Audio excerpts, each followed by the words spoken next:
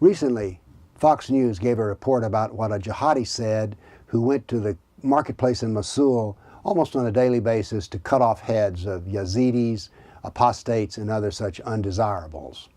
And he said it was just like killing chickens, no big deal. And the reporter was horrified at this.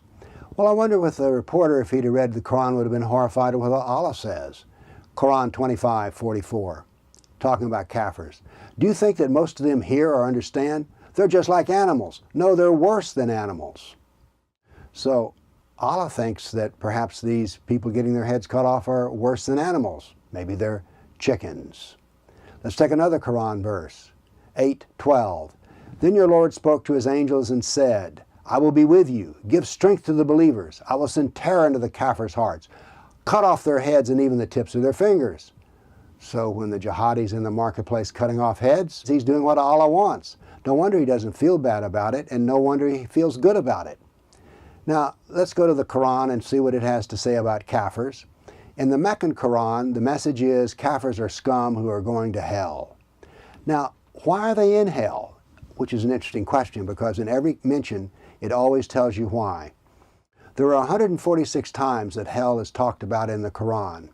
Only 9 of these references are for moral failings, greed, murder, lack of charity, love of worldly success. The other 137 accounts of why people are in hell are they didn't believe that Muhammad was the prophet of Allah. So 94% of the references are against people who simply do not agree with Muhammad. So killing chickens is fighting in Allah's cause. Now, I was raised in the South, and we use the term chicken for something else, a coward. And we see other chickens here in Tennessee.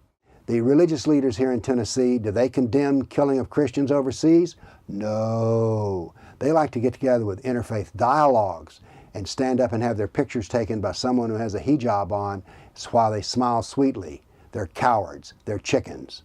But the religious leaders aren't the only chickens. We have chickens in the universities who refuse to tell the truth of the history of Islam and the doctrine of Islam.